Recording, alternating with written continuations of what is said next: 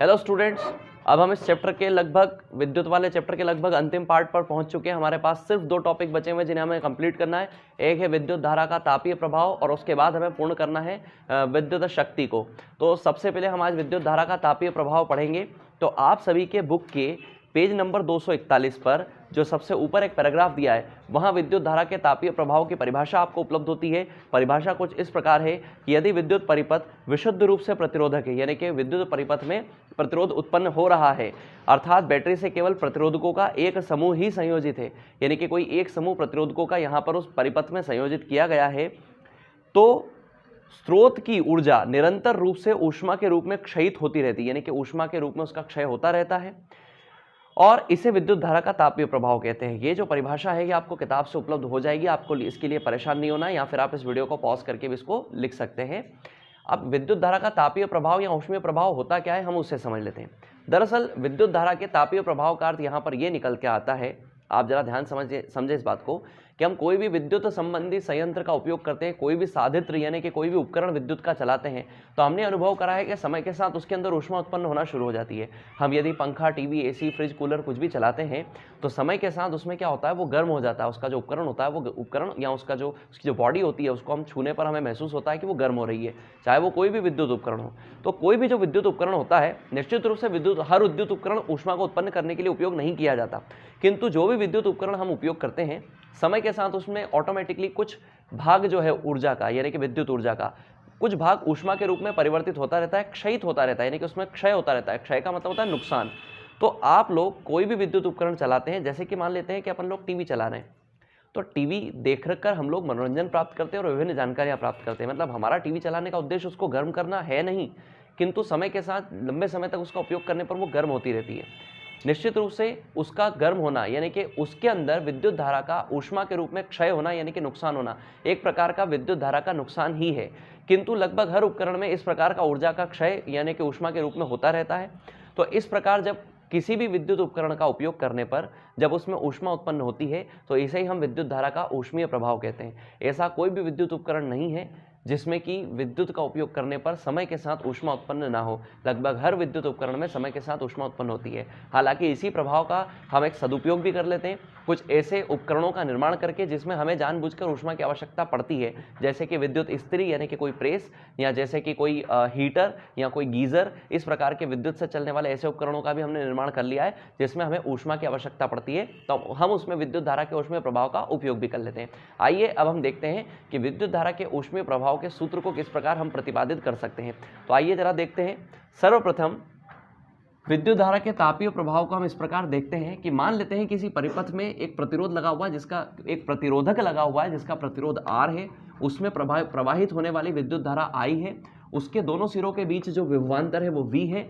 मान लेते हैं कि वो कितने समय तक वो विद्युत धारा प्रवाहित हो रही है, तो T समय तक प्रवाहित हो रही है, और आवेश जो उसमें प्रवाहित हो रहे हैं, क्योंकि विद्युत धारा में हम ये जानते हैं कि विद्युत धारा में मूल रूप से आवेशों का प्रवाह होता है, तो जो आवेश प्रवाहित हो रहे हैं वो Q आवेश प्रवाहित हो रहे हैं T समय में, यानी कि T समय में Q आवेश प्रवाहित हो रहे हैं, तब किया गया जो कार्य होगा वो VQ होगा। ये मैं VQ कहाँ से लाया हूँ, तो रफ वर्क में यहाँ पर आपको करके बताता जाऊँगा ताकि आपको ये सेपरेट मिलता रहे। रफ वर्क में यहाँ पर आपको करके बताता हूँ। हम सब ने विभवांतर का सूत्र सीखा है, और विभवांतर का या ऐसा आप ऐसा बोल सकते हैं कि विभवांतर के सूत्र में हमने V बराबर W/Q देखा था, ये विभवांतर का सूत्र था। यदि इससे मैं कार्य का सूत्र बनाना चाहता हूं तो इस Q को मुझे V के गुणा में भेजना पड़ेगा, तो ऑटोमेटिकली मुझे W बराबर क्या मिल जाएगा, VQ। तो मैंने यहाँ पर किए गए कार्य को डायरेक्टली किससे रिप्रेजेंट कर दिया, VQ से। तो यहाँ मैं कहाँ से लेकर के आया इस मान को या इस रिलेशन को, मैं विभवांतर के सूत्र से इसको लेकर के आया हूँ कि विभवांतर का सूत्र V बराबर W/Q होता है, तो उससे W बराबर क्या हो जाएगा, VQ। तो किए गए कार्य से अपने अपने डेरिवेशन की शुरुआत कर रहे हैं, तो इसको कहा जाएगा VQ। अब अपन थोड़ा सा आगे बढ़ते हैं। याद रखिएगा बच्चों, जब भी किसी उपकरण से या किसी भी वस्तु से जितना कार्य करवाया जाता है उसमें उतनी ऊष्मा का क्षय भी होता है, या उसमें उतनी ऊर्जा का क्षय होता है, या यूँ कह लें कि उतनी ऊर्जा यूटिलाइज होती है। जितनी हम ऊर्जा देंगे उतना ही कार्य किया जाएगा, इसलिए कार्य और ऊर्जा सदैव बराबर होते हैं। तो यदि कार्य VQ है तो ऊर्जा का मान भी कितना होगा, VQ ही होगा। आगे बढ़ते अपन लोग, इसको ध्यान से समझते जाइएगा कि जो शक्ति होती है, शक्ति को इंग्लिश में कहा जाता है पावर, और पावर को प्रदर्शित करते हैं सदैव अक्षर P से। तो शक्ति का सूत्र क्या होता है, हम एक शक्ति की जनरल शक्ति की परिभाषा को बताएं तो वो होती है कार्य करने की दर। कार्य करने की दर को हम क्या कहते हैं? शक्ति। जब भी दर शब्द आ जाता है तो मतलब ये है कि उस क्वांटिटी के बटे में हमको समय को लिखना पड़ेगा। दर का अर्थ यही होता है कि बटे में क्या होता है? समय। तो कार्य करने की दर को यदि शक्ति कहते हैं तो शक्ति का यहां पर जो सूत्र बनेगा वह बनेगा कार्य बटे समय। कार्य का मान हमारे पास कितना है? VQ, या ऊर्जा का मान कितना है? VQ, और बटे में कितना आ जाएगा? T। यदि मैं इसे थोड़ा व्यवस्थित करके लिखूं तो मैं V को सेपरेट लिख सकता हूं और Q बटे T को साथ साथ लिख सकता हूं। ऐसा मैं कर सकता हूं क्योंकि ये सब गुणा में है, V और Q आपस में गुणा में है और T दोनों के ही बटे में है, तो मैंने T को सिर्फ Q के बटे में लिख दिया। ऐसा मैंने इसलिए किया जानबूझकर क्योंकि पहला इस चैप्टर का सबसे पहला सूत्र हमने सीखा था कि I बराबर Q बटे T। तो इस Q बटे T को हम डायरेक्टली क्या लिख सकते हैं? I। तो V तो अपनी जगह ठीक है, चल ही रहा है, लेकिन इस Q बटे T को मैंने रिप्लेस कर दिया किससे? I से। तो इससे मुझे ये पता चला कि जो शक्ति है उसका मान हम VI भी प्राप्त कर सकते हैं। जो शक्ति है उसका मान क्या प्राप्त कर सकते हैं? VI। ये अभी हम विद्युत शक्ति पढ़ेंगे, उसमें भी ये सूत्र काम आएगा हमको। तो यहाँ तक का संबंध आपको पता होना चाहिए। तो हम यहाँ तक ले आए हैं कि P बराबर हमें प्राप्त हो रहा है VI। अब ये P जो है ये शक्ति का मान है, यानी कि जो भी उपकरण हम चला रहे हैं, आप कनेक्ट करते जाइए कि जो भी उपकरण हम चला रहे हैं उस उपकरण के द्वारा T समय में कितनी शक्ति का उपयोग किया जा रहा है? VI शक्ति का उपयोग किया जा रहा है। थोड़ा सा और आगे आ जाते हैं। अब देखिए बच्चों, ऊर्जा का जो सूत्र होता है वो होता है, या ऊर्जा या फिर कार्य का जो सूत्र होता है वो होता है शक्ति गुणा समय। देखिए मैं आपको यहाँ से स्पष्ट करता हूँ, रफ वर्क करके बताता हूँ। हम ये जानते हैं कि शक्ति कार्य करने की क्षमता को कहते हैं। इसका अर्थ हुआ कि शक्ति का जो सूत्र बनेगा वो बनेगा कार्य बटे समय। इसका सूत्र जो बनेगा वो कार्य बटे समय बनेगा। तो उससे यदि मैं कार्य का सूत्र बनाऊं तो वो हो जाएगा शक्ति गुणा समय। तो यही शक्ति गुणा समय मैंने किसका सूत्र बनाया है? कार्य का। और कार्य और ऊर्जा बराबर होते हैं, तो जो सूत्र कार्य का होगा वही सूत्र किसका होगा? ऊर्जा का। तो शक्ति गुणा समय, हमारी शक्ति हम पिछली बार तक कितनी ले आए हैं? VI में हमने गुणा कर दिया किसका? समय का। समय यानी कि T, क्योंकि हमने समय को कितना माना है? T। तो ये बन गई, अब ऊर्जा का मान हो गया VIT। ये वही ऊर्जा है जो ऊष्मा के रूप में क्षयित होती है, यानी कि ये उतनी ही ऊर्जा है। आप ये ध्यान रखिएगा कि ऊष्मा ऊर्जा का ही एक रूप है। ऊर्जा कई प्रकार की होती है, ऊर्जा के कई प्रकार होते हैं। विद्युत भी एक प्रकार की क्या है? ऊर्जा। प्रकाश भी एक प्रकार की क्या है? ऊर्जा। साउंड यानी कि आवाज भी एक प्रकार की क्या है? ऊर्जा। इसी प्रकार जो ऊष्मा होती है वो भी एक प्रकार की क्या होती है? ऊर्जा। तो चूंकि आप ऊर्जा का मान VIT लेकर के आए हैं तो यही ऊर्जा किस रूप में प्राप्त हुई? ऊष्मा के रूप में। तो ऊष्मा जिसको हम हीट बोलते हैं, जिसका प्रदर्शन हम H लेटर से कर सकते हैं, तो H बराबर हमें मिलता है VIT। और अब हम ओम के नियम से यदि चलें तो ओम का नियम हमें यह कहता है कि हम इस V की जगह पर क्या रख सकते हैं? IR। तो मैं यहाँ फिर से एक रफ वर्क आपको करके बता देता हूं कि यदि आप यहाँ से इस सूत्र को मैं यहाँ पर लिख रहा हूं कि यदि H बराबर VIT है, H बराबर VIT है और इसमें आप V बराबर ओम के नियम से क्या रख रहे हैं? IR, तो H बराबर हो जाएगा, V की जगह आप लोग रख दीजिए IR और गुणा में I गुणा T तो चल ही रहा है, तो I गुणा I कितना हो जाएगा? I का वर्ग, और उसके गुणा में R और T चल ही रहा है, तो आपको H बराबर क्या मिल जाएगा? I square RT। तो फाइनली आपको H यानी कि हीट का जो मान प्राप्त हुआ वो मिल जाएगा I स्क्वायर RT। इसके बाद इसी को हम बोलते हैं जूल का तापन नियम। ये नीचे वाला रफ वर्क है, इसको तो आप मेरे कैलकुलेशन करने के लिए समझाया था क्योंकि इन सब चीज़ों का बहुत सारा बैकग्राउंड होता है, तो बैकग्राउंड समझने के लिए ये सारी चीज़ें लिखी थी। ये सब रफ है, इसकी आपको कोई आवश्यकता नहीं है। तो जूल के तापन नियम से जो हीट का सूत्र होता है यानी कि जो ऊष्मा का सूत्र होता है वो होता है H बराबर I वर्ग RT। अब I कौन है यहाँ पर? विद्युत धारा। R कौन है यहाँ पर? प्रतिरोध। और T कौन है यहाँ पर? समय। तो जूल के तापन नियम के अनुसार, के अनुसार जो प्रतिरोधक होता है उसमें उत्पन्न होने वाली ऊष्मा तीन चीजों के अनुक्रमानुपाती होती है। सर्वप्रथम उसमें प्रवाहित विद्युत धारा के वर्ग के अनुक्रमानुपाती होती है। आप खुद ही देखिए कि H बराबर आपको क्या मिल रहा है? I square RT। तो विद्युत धारा के वर्ग के अनुक्रमानुपाती, यानी कि इसका अर्थ क्या होता है कि आप जितनी विद्युत धारा बढ़ाओगे उस उपकरण में उतना ही उसमें ऊष्मा अधिक उत्पन्न होगी। इसीलिए तो हम लोग कभी कभी वोल्टेज बढ़ जाता है तो हमारे उपकरण जल जाते हैं, क्योंकि जितनी ज़्यादा विद्युत धारा मिलेगी उतना ही क्या होगा? उतनी ज़्यादा हीट प्रोड्यूस्ड होगी, उतनी ज़्यादा ऊष्मा प्रोड्यूस्ड होगी। और आगे बढ़ते हैं, दी गई विद्युत धारा के प्रतिरोध के अनुक्रमानुपाती, यानी कि यहाँ आप इसको भी देख लीजिए, R भी जो है वो इसके डायरेक्टली प्रोपोर्शनल है, यानी कि अनुक्रमानुपाती है। यानी कि जितना प्रतिरोध अधिक होगा, जितना भी किसी उपकरण का प्रतिरोध अधिक होगा उतनी उसमें विद्युत धारा उत्पन्न होती है। नाइक्रोम के तार का प्रतिरोध बहुत अधिक होता है, इसीलिए उसमें ऊष्मा अधिक उत्पन्न होती है, और नाइक्रोम का तार गर्म अधिक होता है, इसीलिए प्रेस वगैरह बनाने में उसी का उपयोग किया जाता है, या विद्युत इस्त्री बनाने में उसका उपयोग किया जाता है। और समय के भी अनुक्रमानुपाती होती है, यानी कि ऊष्मा जो होती है वो समय के भी अनुक्रमानुपाती होती है, यानी कि टी के भी अनुक्रमानुपाती होती है। यह तो एक प्रैक्टिकल बात है। कैसे है प्रैक्टिकल बात? देखो बच्चों, सीधी सी बात है, हमने एक उपकरण को, हमने टीवी को आधा घंटा चलाया तो वो कम गर्म होगी, या हमने पंखे को आधा घंटा चलाया वो कम गर्म होगा, हमने उसको 2-3 घंटे चलाया वो थोड़ा अधिक गर्म होगा, हमने उसको 7-8 घंटे चलाया तो वो और अधिक गर्म होगा। यानी कि जितना समय बढ़ता जाएगा उतनी ऊष्मा भी बढ़ती जाएगी। तो ये समय के भी क्या होती है? अनुक्रमानुपाती। तो 3 चीज़ें जो जूल के तापन नियम से आपको याद रखनी है वो ये रखनी है कि जो उत्पन्न ऊष्मा होती है किसी भी उपकरण के द्वारा परिपथ में उत्पन्न जो ऊष्मा होती है वो ऊष्मा 3 चीज़ों के अनुक्रमानुपाती होती है। पहली होती है विद्युत धारा के वर्ग के, दूसरी होती है प्रतिरोध के, और तीसरी होती है समय के। अब देखो बच्चों, हमारा जो सूत्र है उस सूत्र में H के स्थान पर जो है H बराबर है I²RT, लेकिन जब व्यवहारिक रूप से हम इसे हल करते हैं तो I के स्थान पर, ये जो हमारा I वाला सूत्र होता है, इस सूत्र के स्थान पर हम V/R का उपयोग करते हैं। तो उस हिसाब से हमें हीट का जो एक सूत्र मिलता है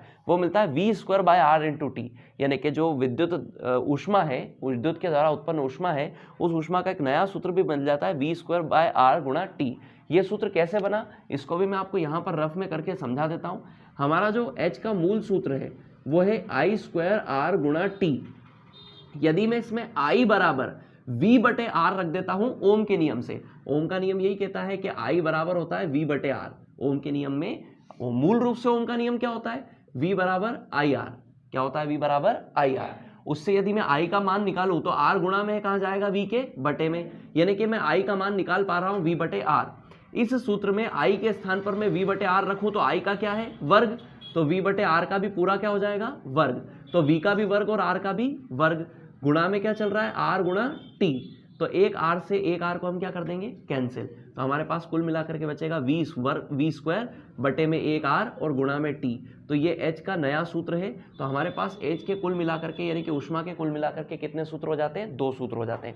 अब ये डेरिवेशन यदि आप याद ना रख पाएं तो कम से कम आपको इतना तो करना ही पड़ेगा कि इन सूत्रों को या इन संबंधों को कि किन किन चीज़ों के अनुक्रमानुपाती होती है, इस अंतिम सूत्र को जो हमने अभी अंतिम रूप से पढ़ा, और इस मूल सूत्र को, ये 3 चीज़ें 1, 2 और ये 3 पॉइंट्स, ये 3 चीज़ें आपको इस टॉपिक के अंदर याद रखनी ही पड़ेगी, क्योंकि इसको और इसको याद रखने से हम आंकिक प्रश्नों को हल कर पाएंगे, और इनको याद रखने से हमें एक प्रश्न का उत्तर मिल जाएगा कि जूल के तापन नियम के पॉइंट्स को लिखिए या जूल के तापन नियम के मुख्य बिंदुओं को लिखिए। तो यही वो 3 मुख्य बिंदु हैं और इसके आधार पर आप सूत्र का निर्माण कर सकते हैं। तो यदि आप लोग ये डेरिवेशन ठीक से ना समझ पाए, वैसे तो डेरिवेशन को अगर आप इस वीडियो को 2 से 3 बार पिछले 10 मिनट को रिपीट करके देख लेंगे तो आपको ये सारी चीज़ें बैकग्राउंड सहित, इनके रफ वर्क सहित समझ में आ जाएगी। तो इसलिए आप इस जूल के तापन नियम को ठीक से तैयार कर लीजिए। मैं 2 मिनट के लिए हट जाऊंगा, कुछ सेकंड्स के लिए हट जाऊंगा, आप इसको स्क्रीनशॉट लेकर के और शांति से इसको नोट भी कर लेंगे। अब इसके बाद अपन बढ़ते हैं अपने अगले टॉपिक की ओर। अब इसके बाद हम आते हैं उदाहरण 12.10 पर। पहले हम प्रश्न को पढ़ लेते हैं, उसके बाद हम उसको हल करते हैं। उदाहरण 12.10 हमें यह बता रहा है कि किसी विद्युत इस्त्री में अधिकतम तापन दर के लिए 840 वाट की दर से, यानी कि 840 यहाँ पर हमें शक्ति का मान दिया हुआ है, 840 वाट की दर से ऊर्जा उपभुक्त होती है तथा 360 वाट की दर से उस समय उपभुक्त होती है जब तापन दर निम्नतम है, तापन की दर निम्नतम है, यानी कि एक बार अधिकतम और एक बार न्यूनतम। यदि विद्युत स्रोत की वोल्टता 220 वोल्ट है, यानी कि हमें विभवांतर का मान यहाँ पर दिया हुआ है 220 वोल्ट, तो दोनों प्रकरणों में, यानी कि दोनों स्थितियों में विद्युत धारा तथा प्रतिरोध के मान परिकलित कीजिए, यानी कि हमें विद्युत धारा भी निकालनी है और साथ ही साथ हमें प्रतिरोध का मान भी प्राप्त करना है। तो आइए इसे हल करते हैं। सबसे पहले आप लोग देखिए, हमें मूल विभवांतर जो स्रोत की वोल्टता जो दी हुई है वो 220 वोल्ट दी हुई है। हमें P1 यानी कि शक्ति का पहला मान जो अधिकतम है वो 840 वॉट दिया हुआ है, जो न्यूनतम मान हमें प्राप्त है वो 360 वॉट दिया हुआ है, और P2 का मान जो है वो हमारे पास न्यूनतम है, मतलब कि दूसरी जो शक्ति है उसका मान हमारे पास न्यूनतम है और वो 360 वॉट है। हम जब P का सूत्र निकालते हैं, यानी कि शक्ति का सूत्र बनाते हैं, तो वो होता है V गुणा I, ठीक है ना। ये हमने ऊष्मा के नियम के लिए इसी वीडियो के पिछले भाग में इस सूत्र का उपयोग किया था, P बराबर VI का।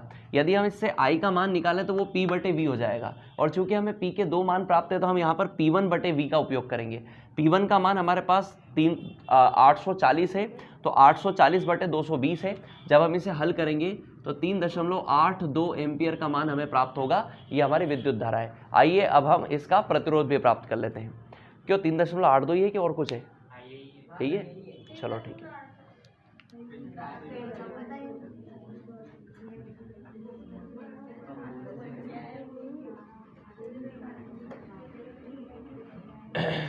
अब इसको भी लिख लेते हैं फटाफट से,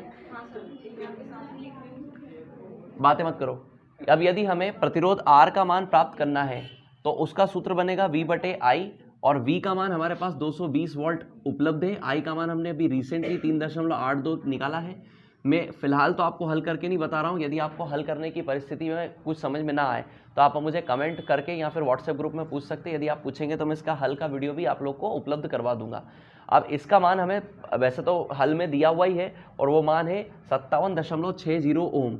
57.60 ओम का हमें प्रतिरोध यहाँ पर प्राप्त होता है। हम इसे R1 भी कह सकते हैं। चलो अब अगर अपन दूसरी परिस्थिति में I का मान निकालना चाहते हैं तो I का मान होगा P2/V, और P2 यानी कि दूसरी बार की हमारी जो शक्ति है उसका मान है 360, V का मान अभी भी 220 है। जब हम इन दोनों को हल करते हैं तो 1.64 एम्पियर हमें मान प्राप्त होता है विद्युत धारा का।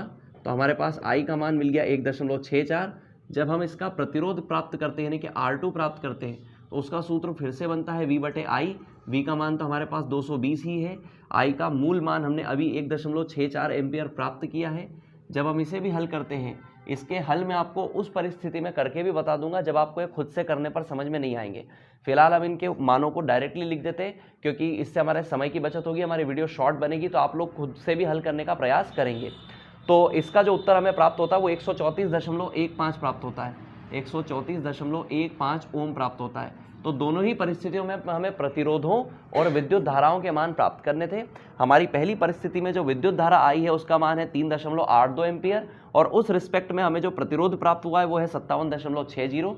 दूसरी परिस्थिति में जो विद्युत धारा आई है उसका मान I बराबर 1.64 एम्पियर मिला, और उस रिस्पेक्ट में प्रतिरोध का जो मान मिला वो 134.15 ओम हमें प्राप्त हुआ।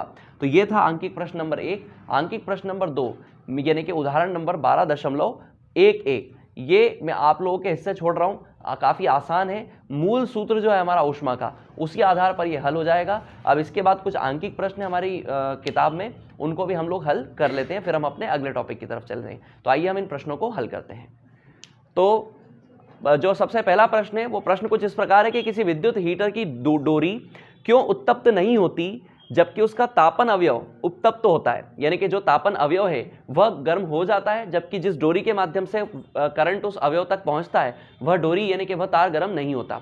तो हमने यहाँ पर उत्तर के रूप में इसको इस प्रकार लिखा है कि किसी विद्युत हीटर की डोरी का प्रतिरोध कम होता है। जिस डोरी के माध्यम से करंट आता है वह डोरी साधारण धातु की होती है, जैसे कि तांबा, तो तांबे का प्रतिरोध बिल्कुल ही कम होता है। तो कम प्रतिरोध होने के कारण जबकि तापन अवयव जो है यानी कि जो सिगड़ी के अंदर जो या किसी उस हीटर के अंदर जो तापन अवयव है, जो स्प्रिंग लगी हुई है, वह स्प्रिंग नाइक्रोम जैसे किसी उच्च प्रतिरोध के तार की बनी हुई होती है, तो उसका प्रतिरोध जो होता है वो अधिक होता है। अब जूल के तापन नियम से हम ये जानते हैं, हमने अभी अभी जूल के तापन नियम को देखा है, जिसमें कि हमारे पास सूत्र होता है H बराबर I वर्ग RT। तो इसमें जो R है वो प्रतिरोध है, और हम ये जानते हैं जूल के तापन नियम से कि जो उत्पन्न ऊष्मा होती है वो प्रतिरोध के अनुक्रमानुपाती होती है। इसका अर्थ ये हुआ कि जितना अधिक प्रतिरोध होगा ऊष्मा भी उतनी ही अधिक उत्पन्न होगी। अब चूंकि जो अवयव होता है, विद्युत अवयव होता है या ऊष्मीय अवयव होता है जिसको गर्म किया जाता है, उसका प्रतिरोध अधिक है, तो चूंकि प्रतिरोध अधिक है तो उसमें ऊष्मा भी अधिक उत्पन्न होगी। और जो डोरी जिससे तार आता है या जिससे करंट आता है उस डोरी का प्रतिरोध कम है, इसलिए उसमें उत्पन्न ऊष्मा का मान भी बिल्कुल ही क्या होता है, कम होता है। और मैं आगे बढ़ जाता हूं, तो अतः विद्युत अवयव अधिक उत्तप्त होता है, जबकि जो डोरी होती है वो उत्तप्त नहीं होती या कम उत्तप्त होती है। गर्म तो वो तार भी होता है किंतु इतना अधिक नहीं होता कि वो तार गर्म होकर के पिघल जाए। तो डोरी जिसके माध्यम से करंट आता है वो कम उत्तप्त होती है, जबकि जो अवयव है मूल रूप से वो अवयव अधिक उत्तप्त होता है। तो इसका अंतर है दोनों तारों के प्रतिरोधों में अंतर। जो अधिक उत्तप्त होता है उसका प्रतिरोध अधिक होता है, या यूं कह लें कि उसका प्रतिरोध अधिक होता है इसलिए वो अधिक उत्तप्त होता है, और डोरी का प्रतिरोध कम होता है इसलिए वो कम उत्तप्त होती है। अब आइए हम अगले प्रश्न को देख लेते हैं, जो कि एक आंकिक प्रश्न है। प्रश्न नंबर दूसरा हमें कुछ इस प्रकार दिया हुआ है कि 1 घंटे में 50 वोल्ट विभवांतर, यहां पर अगर आपकी बुक में W लिखा हो तो आप उसको सही कर लीजिए, वो 50 वोल्ट है, विभवांतर में से 96,000 कूलाम आवेश को स्थानांतरित करने में उत्पन्न ऊष्मा परिकलित कीजिए। यानी कि हमें जो मान यहां पर प्राप्त है वो है समय 1 घंटा, विभवांतर V बराबर 50 वोल्ट, साथ ही साथ आवेश Q का मान हमें 96,000 कूलाम प्राप्त है। हमें यहाँ पर ऊष्मा का मान प्राप्त करना है। हम ये जानते हैं कि जो ऊष्मा होती है उसका एक सूत्र VIT होता है। इस सूत्र को जानबूझकर यहाँ इसलिए स्थापित किया जा रहा है क्योंकि हमें दिए गए मान V तथा I के रूप में दिए हैं। हालांकि यहाँ I का मान तो नहीं है, किंतु हम ये जानते हैं बच्चों, यहाँ आप ध्यान दीजिएगा कि V गुणा, हम पहले सूत्र से, इस चैप्टर के पहले सूत्र से ये जानते हैं कि I का मान जो होता है, I का जो सूत्र होता है वो होता है Q/T। तो हम इस I को Q/T लिख सकते हैं, उसके गुणा में हमको एक और T मिल रहा है, यहाँ पर T से T क्या हो जाएगा, कैंसिल, तो हमें समय का मान रखने की आवश्यकता ही नहीं पड़ेगी। फाइनली हमें H बराबर मिलता है VQ, और इसमें हम V का मान रख देते हैं जैसा कि हमें प्राप्त है 50 वोल्ट, और Q का मान हम रख देते हैं 96,000 कूलाम जो हमको प्रश्न में दिया गया है। जब हम इनका गुणा करते हैं तो हमें 48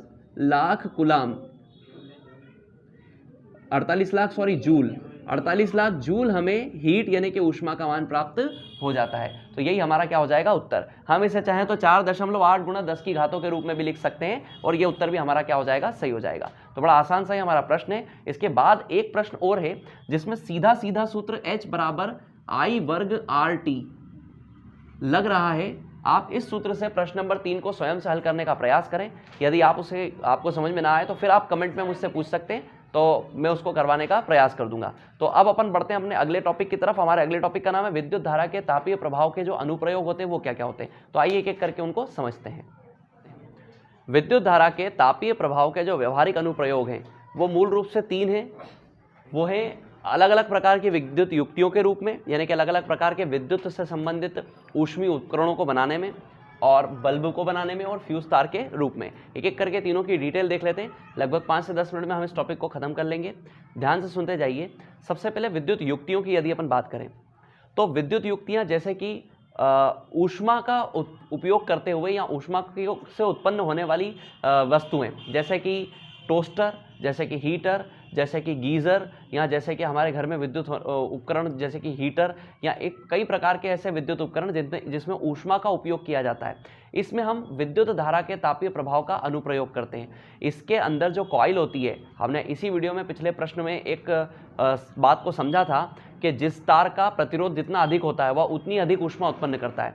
तो इन जो जितनी भी ये युक्तियाँ होती है उन सभी युक्तियों में एक खासियत होती है कि उनके जो मुख्य अवयव रहते हैं वो अधिक प्रतिरोध वाले तार होते हैं, और डोरी जो होती है वो कम प्रतिरोध वाले तारों की बनाई जाती है। तो इस प्रकार हम विद्युत धारा के तापीय प्रभाव का मुख्य अनुप्रयोग जो है वो विद्युत टोस्टर, हीटर, गीज़र या जो रॉड वगैरह होती है इनके रूप में हम लोग करते हैं। जो दूसरा अनुप्रयोग है वो है विद्युत बल्ब का। विद्युत बल्ब एक बहुत महत्वपूर्ण युक्ति है जिसके माध्यम से प्रकाश उत्पन्न किया जाता है। यह विद्युत धारा के तापीय प्रभाव पर ही आधारित होती है। इसमें टंगस्टन धातु का एक तंतु होता है। वह तंतु की खासियत ये होती है कि उसका गलनांक काफ़ी उच्च होता है, लगभग 3380 डिग्री सेल्सियस उसका गलनांक होता है। इतने उच्च गलनांक के होने के कारण वह विद्युत धारा के तापीय प्रभाव को सहन कर पाता है और अपने ऊपर आने वाली ऊष्मा को पूरी तरीके से प्रकाश में परिवर्तित कर देता है। हालांकि वह गर्म जरूर होता है किंतु साथ ही साथ वह प्रकाश भी उत्पन्न करता है। विद्युत धारा के उस विद्युत बल्ब के तंतु की उम्र को अधिक करने के लिए, उसकी आयु को बढ़ाने के लिए उसमें ऑर्गन या नाइट्रोजन जैसी अक्रिय गैसों को भर दिया जाता है ताकि उसके अंदर उत्पन्न ऊष्मा का मान अत्यधिक ना हो और वो बल्ब शॉर्ट ना हो, और इस प्रकार हम बल्ब का लंबे समय तक उपयोग कर सकते हैं। हालांकि ये वह बल्ब है जो कभी किसी समय उपयोग किए जाते थे। आजकल हमने टेक्नोलॉजिकल अपग्रेडेशन करने के तहत CFL और LED बल्ब्स का उपयोग करना शुरू कर दिया है, जिसमें विद्युत धारा का बहुत ही कम क्षय होता है ऊष्मा के रूप में और हमें अधिक प्रकाश उत्पन्न किया जा सकता है हमारे द्वारा। अंतिम जो बात है वह है फ्यूज़। फ्यूज़ एक ऐसी युक्ति होती है जिसको सदैव श्रेणी क्रम में किसी भी विद्युत बोर्ड के प्रथम पार्ट में लगा दिया जाता है। इसका अर्थ ये होता है कि जो फ्यूज़ होता है, आपने सभी ने फ्यूज़ उड़ गया जैसा शब्द तो सुना ही है। फ्यूज़ का अर्थ यहाँ पर ये होता है कि यदि विद्युत फ्यूज़ को किसी भी बोर्ड में सबसे पहले स्थान पर श्रेणी क्रम में लगा दिया जाए तो उस बोर्ड के अंदर आने वाली, जैसे हमारे कमरों में जो बोर्ड होते हैं उन कमरों के बोर्ड में, जैसे मान लेते हैं कि उदाहरण के तौर पर हमारे घरों के अलग अलग कमरों में अलग अलग स्थानों पर जो बोर्ड हैं उसमें सर्वप्रथम एक फ्यूज़ लगा दिया जाता है और उसके बाद बाकी के सॉकेट्स और अलग अलग तरह के बटन्स होते हैं। इन बटन्स में ऑन और ऑफ की सुविधा होती है। सर्वप्रथम फ्यूज़ में करंट आएगा, जहां से भी करंट आएगा सर्वप्रथम फ्यूज़ में आएगा। फ्यूज़ के अंदर लगा होता है एक उचित गलनांक का तार। ये तार किसी धातु या मिश्र धातु का हो सकता है। इसकी खासियत ये होती है कि यदि अधिक मात्रा में करंट यहाँ पर प्रवेशित हुआ तो यह तार अपने उचित गलनांक के कारण पिघलकर टूट जाता है। जब यह तार टूट जाता है तो हम इसी घटना को फ्यूज़ का उड़ना बोलते हैं हमारी भाषा में। तो चूंकि फ्यूज उड़ गया तो आगे के किसी भी उपकरण को करंट प्रवाहित ही नहीं होगा, तो सारे उपकरण हो जाएंगे बंद। किंतु इस असुविधा के बावजूद एक बहुत बड़ी सुविधा हमें यह मिल जाएगी कि वे उपकरण जलने से बच जाएंगे, क्योंकि यदि यही उच्च मात्रा का करंट बिना फ्यूज से होते हुए सीधे स्विच ऑन होने की अवस्था में उन उपकरणों में चला जाता, यानी कि करंट, अधिक मात्रा वाला करंट, ज़्यादा वोल्टेज वाला करंट सीधे पंखों में या टीवी में या बल्ब में चला जाता, तो ये सारे उपकरण जल जाते और खराब हो जाते, और इस अवस्था में इन्हें बदलने या इन्हें ठीक करवाने में हमें अधिक खर्च और समय का उपयोग करना पड़ता। तो सीधी सी बात है कि फ्यूज़ क्या करता है कि खुद खराब होकर के, खुद टूट करके और सभी उपकरणों को जलने से बचा देता है। अलग अलग उपकरणों में अलग अलग प्रकार के फ्यूज़ का इस्तेमाल किया जाता है। हम अपने घरों में 1 एम्पियर विद्युत धारा वाला फ्यूज़, 2 एम्पियर विद्युत धारा वाला फ्यूज़, ऐसे करके अधिकतर फ्यूज़ का उपयोग करते हैं, और इस प्रकार फ्यूज़ का उपयोग काफ़ी आवश्यक होता है। आपने देखा भी होगा, आपके घर के मीटर के पूर्व एक बड़ा सा फ्यूज़ आपके घरों में लगा हुआ रहता है। मीटर के भी पूर्व लगाने का कारण ये होता है कि हो सकता है अत्यधिक दाब की विद्युत धारा, यानी कि अधिक वोल्टेज की विद्युत धारा यदि हमारे घरों में आई तो उससे हमारा मीटर भी जलने की संभावना होती है। तो मीटर को भी जलने से बचाया जा सके इसलिए फ्यूज़ मीटर के भी पहले लगाया जाता है। आजकल इसमें एक नई युक्ति का उपयोग होता है, एमसीबीज़ का यूज़ होता है। एमसीबीज़ जो होती हैं वो फ्यूज़ का ही एक प्रकार से सब्स्टिट्यूट है, उसी के स्थान पर उनका उपयोग किया जाता है। फ्यूज़ उड़ने की अवस्था में हमें फ्यूज़ दूसरा ही बदलना पड़ेगा, लेकिन एमसीबीज़ जो रहती हैं वो एक दूसरे प्रकार की टेक्नोलॉजी से वर्क करती हैं। जब ऐसी स्थिति बनती है कि वोल्टेज बढ़ गया तो एमसीबीज़ बंद हो जाती है, यानी कि नीचे की तरफ आ जाती हैं। हम जब उनके स्विच को वापस ऊपर करते हैं तो वापस से हमारे घर की विद्युत या उन कमरों की विद्युत वापस से सुचारू हो जाती है जिनकी बंद हो गई थी वोल्टेज बढ़ने की स्थिति में। तो ऐसी स्थिति में हम लोग फ्यूज़ का उपयोग करते हैं। तो फ्यूज़ एक ऐसी युक्ति है जो हमारे उपकरणों को जलने से बचाती है जब वोल्टेज अत्यधिक हो जाता है। तो इस अवस्था में फ्यूज़ हमारे काफ़ी काम का होता है। अब हम विद्युत शक्ति नाम के हमारे चैप्टर के अंतिम टॉपिक को पढ़ लेते हैं। इसको पढ़ करके हम अपने इस चैप्टर को खत्म कर लेंगे। बच्चों, अब हम अपने अंतिम टॉपिक की तरफ आगे बढ़ रहे हैं जिसका नाम है विद्युत शक्ति। विद्युत शक्ति को हम इलेक्ट्रिक पावर भी कहते हैं, और आप ये जानते हैं कि जो शक्ति होती है वो ऊर्जा और समय या कार्य और समय का अनुपात होती है। लेकिन जो विद्युत ऊर्जा है उसके हमारे पास 3 सूत्र प्राप्त होते हैं। थोड़े समय पहले इसी वीडियो में हमने इस सूत्र का उपयोग कर लिया था, P बराबर VI, यानी कि जो विद्युत शक्ति होती है वह विभवांतर और विद्युत धारा के गुणनफल के बराबर होती है। यदि हम इसमें ओम का नियम लगाएं और V बराबर IR रख दें, तो V बराबर IR रखने पर जो मैं बोल रहा हूँ आपको करके देखना है, आप सीधे I²R प्राप्त करेंगे। और यदि इस सूत्र में, P के दूसरे सूत्र में यदि आप I बराबर V/R रख देते हैं तो आपको ये तीसरा सूत्र प्राप्त हो जाता है जो P बराबर V²/R को प्रदर्शित करता है। तो कुल मिलाकर के हमारे पास विद्युत शक्ति के 3 सूत्र हैं। विद्युत शक्ति को इन तीनों सूत्र में से किसी भी एक सूत्र में दिए गए मानों के आधार पर सूत्र का निश्चय करके, यानी कि जो मान दिए गए हैं उस आधार पर हमको सूत्र का निर्धारण करना है और उस आधार पर हम हमारे प्रश्न का उत्तर हल कर सकते हैं। अगली बात, जो SI मात्रक होता है विद्युत शक्ति का वह होता है वाट। वाट यानी कि W, इसको W से प्रदर्शित करते हैं। आगे बढ़ता हूं मैं। 1 वाट जो होता है वो 1 वोल्ट गुणा 1 एम्पियर के बराबर होता है। यह सूत्र कहां से लेकर के आए हम? इस मूल सूत्र से। V गुणा I, V बराबर क्या है? विभवांतर यानी कि वोल्ट, और I बराबर क्या है? विद्युत धारा यानी कि एम्पियर। तो यह सूत्र जो है वो इस मूल सूत्र से निकल करके आया है। अब 1 किलोवाट, याद रखिएगा 1 किलोवाट जो रहता है वो विद्युत शक्ति का बड़ा मात्रक है, यानी कि 1 किलोवाट बराबर 1000 वाट होता है। यानी कि जब 1000 वाट इकट्ठा हो जाते हैं तो हम उन्हें इकट्ठा 1 किलोवाट बोल सकते हैं, जैसे कि 1000 ग्राम को हम 1 किलोग्राम बोलते हैं। आगे बढ़ते हैं अपन लोग। विद्युत ऊर्जा जो होती है, निश्चित रूप से ऊर्जा बराबर क्या होता है? शक्ति गुणा समय। शक्ति गुणा समय, तो विद्युत ऊर्जा बराबर विद्युत शक्ति गुणा समय। और अगर हम इसको इस रूप में लिखें कि विद्युत ऊर्जा बराबर वॉट आवर, तो यहाँ वॉट किसको प्रदर्शित कर रहा है? विद्युत शक्ति को, और आवर यानी कि 1 प्रति घंटा, तो हम उसको H से प्रदर्शित करते हैं क्योंकि इंग्लिश में उसको आवर पढ़ते हैं। आगे बढ़ता हूं मैं। 1 किलोवाट आवर बराबर होगा 1000 वाट गुणा 3600 सेकंड। क्यों? क्योंकि 1 घंटे में कितने सेकंड होते हैं? 3600 सेकंड होते हैं। तो 1000 वाट इसलिए क्योंकि 1 किलोवाट है। क्या है? 1 किलोवाट, और 1 किलोवाट में 1000 वाट होते हैं, गुणा 1 आवर या 1 घंटा, तो 1 घंटे में कितने सेकंड होते हैं? 3600 सेकंड। जब मैं इनका गुणा करता हूं तो मुझे 3.6 गुणा 10⁶ वॉट सेकंड मिलता है। ये जो वॉट सेकंड, इसको कंबाइंड रूप से हम क्या लिख सकते हैं? जूल। यानी कि 1 किलोवाट आवर जो ऊर्जा होती है, ये ऊर्जा है, तो 1 किलोवाट आवर जो ऊर्जा होती है वह कितने जूल होती है? तो वह 3.6 गुणा 10⁶ जूल होती है, 1 किलोवाट आवर। अब इसके आगे की बात आप लोग जरा ध्यान सुन लीजिए। ये सारे रिलेशन तो आपको किताब में भी उपलब्ध होंगे और आप इस वीडियो को पॉज करके यहाँ से भी इनको लिख सकते हैं। जरूरी बात यहां पर यह है कि ये जो 1 किलोवाट आवर है इसका मूल अर्थ क्या होगा। यदि कोई उपकरण 1 किलोवाट शक्ति का वो उपकरण है, मान लो कि हमारे घर में कोई वॉशिंग मशीन है जो 1 किलोवाट शक्ति का उपकरण है, यानी कि उस वॉशिंग मशीन का जो शक्ति है वो 1 किलोवाट है, और यदि हम उसे 1 घंटे तक चलाएं तो वो 1 किलोवाट आवर ऊर्जा का उपयोग कर लेगी, यानी कि उतनी इलेक्ट्रिसिटी का उपयोग कर लेगी। तो ये जो 1 किलोवाट घंटा या 1 किलोवाट आवर होता है ये मूल रूप से यूनिट कही जाती है। जो हमारे घरों में मीटर की यूनिट बनती है, तो वो जो मीटर से जो यूनिट का निर्माण होता है, जो यूनिट बनती है, जैसे हम कहते हैं कि अब इस बार बिजली का बिल 80 यूनिट का आया, तो वो 80 यूनिट मूल रूप से है क्या, वो 80 यूनिट 80 किलोवाट आवर है। यानी कि आपके किसी भी एक उपकरण को या कई सारे उपकरणों को महीने भर तक जितनी उन्होंने विद्युत ऊर्जा की खपत की, उस ऊर्जा का आपको बिल बनकर के, विद्युत बिल बनकर के आपके सामने आ गया। तो 1 किलोवाट आवर वास्तविकता में 1 यूनिट होती है। इसको मैं एग्जाम्पल से समझाने का प्रयास करता हूं, जरा ध्यान से समझिएगा। मान लेते हैं कि एक वॉशिंग मशीन है जिसकी शक्ति जो है वो 1 किलोवाट है, यानी कि उसकी शक्ति 1000 वाट की है। तो 1 किलोवाट उस क्षमता वाली या शक्ति वाली उस वॉशिंग मशीन को यदि मैं 1 घंटे चलाऊं तो वो 1 किलोवाट आवर ऊर्जा का इस्तेमाल कर लेगी। इस स्थिति में मेरे घर के मीटर में 1 यूनिट बढ़ जाएगी, यानी कि अगर जो भी यूनिट होगी उस यूनिट पे 1 अंक की वृद्धि हो जाएगी, और इस आधार पर ऐसा लगभग महीने भर तक हर एक यूनिट बढ़ती जाती है, बढ़ती जाती है, बढ़ती जाती है, और फिर फाइनली 80 यूनिट, 100 यूनिट, 110 यूनिट या उससे अधिक का अमूमन कोई बिल आता है, और प्रति यूनिट की दरें निर्धारित होती हैं। उस आधार पर जैसे मान लेते हैं कि 1 यूनिट की कीमत 5 रुपए है, और यदि किसी इस वॉशिंग मशीन को चलाने पर 1 घंटा चलाने पर 1 यूनिट बनी, तो मतलब ये मान के चलिए कि आपके मीटर के द्वारा 5 रुपए की खपत जो है उसमें जुड़ चुकी है। इस प्रकार हम सारे ही उपकरण हमारे घरों में महीने भर तक इस्तेमाल करते हैं, जिसका बिल हमको मिल करके आ जाता है।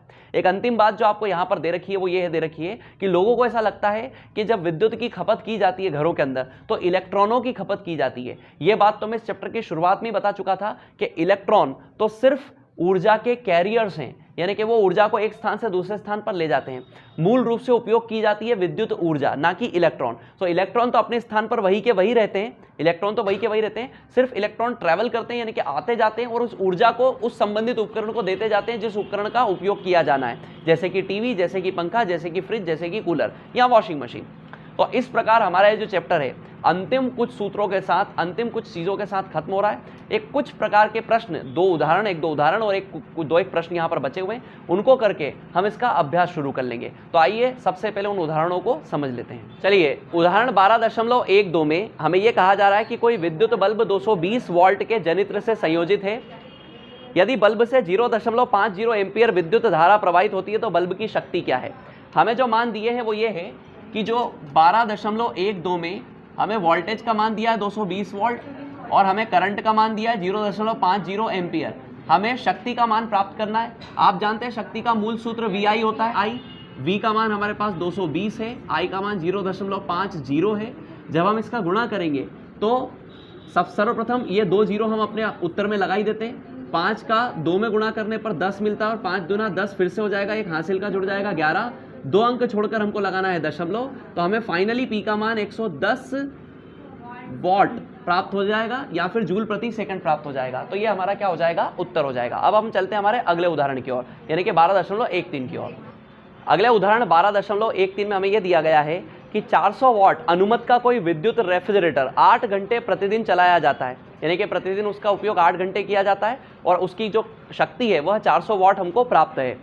3 रुपये की प्रति किलोवाट आवर की दर से, यानी कि प्रति यूनिट की दर है 3 रुपये, और इसे 30 दिन तक चलाने के लिए जो ऊर्जा उपयोग की जाएगी उसका मूल्य कितना होगा। यानी कि अगर हम इसे 8 घंटे प्रतिदिन 30 दिनों तक चलाते हैं जबकि इसकी शक्ति 400 वॉट है, तो हमें पता करना है कि बिल कितना का आएगा, कितने रुपयों का बिल आएगा। तो हम यहाँ पता करने का प्रयास करते हैं। जरा ध्यान दीजिए कि यदि हमें शक्ति 400 वॉट उपलब्ध है, यदि उसे प्रतिदिन 8 घंटे चलाते तो 30 दिनों तक हमको उसको चलाने में 240 घंटों का उपयोग करना पड़ेगा। तो इस अवस्था में हम पहले ये पता कर लेते हैं कि उसकी कुल ऊर्जा कितनी होगी। तो ऊर्जा का सूत्र आप जानते हैं, ऊर्जा बराबर क्या होता है, शक्ति गुणा समय। शक्ति गुणा समय। शक्ति हमारे पास 400 वॉट, उसका गुणा कर देते हैं हम 240 घंटे में।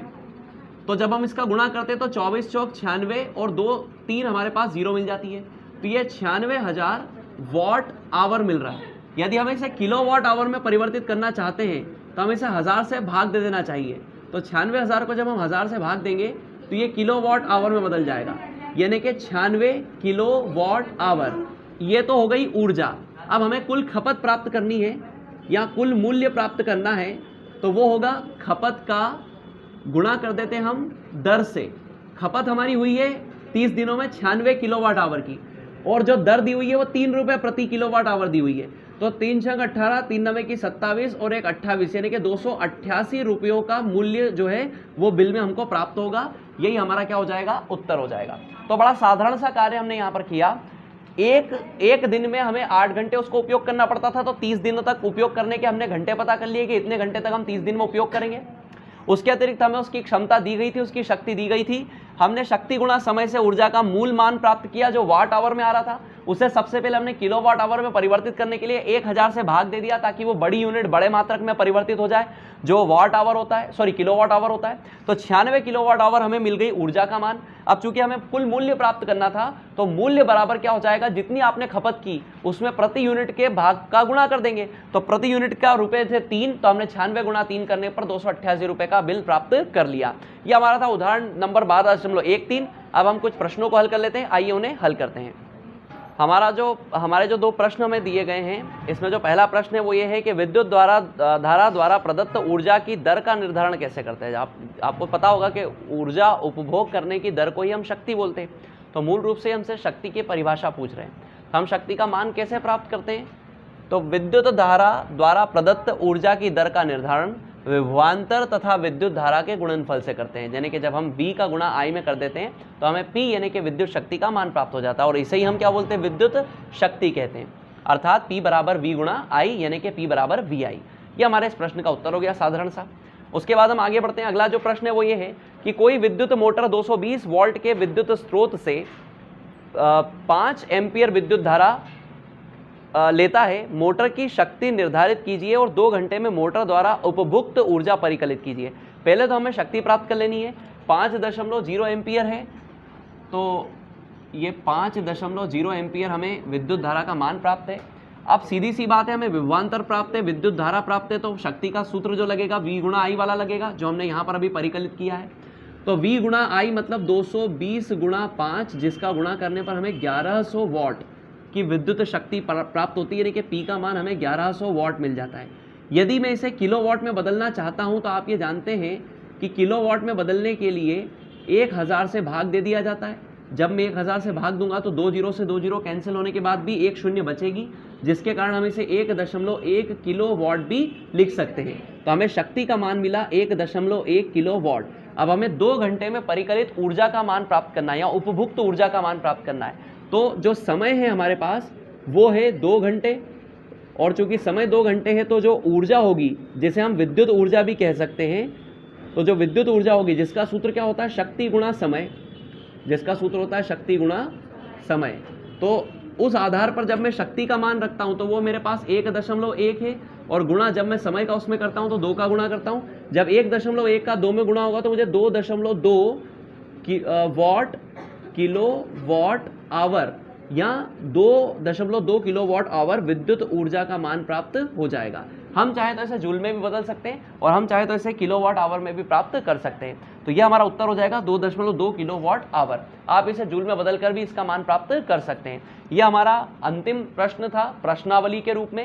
अब हम अभ्यास प्रश्नों को हल करने के लिए एक सेपरेट वीडियो का उपयोग कर लेंगे, जिसमें हम इस पूरे चैप्टर का अभ्यास करेंगे। तब तक के लिए आप सभी का धन्यवाद। थैंक यू बच्चों।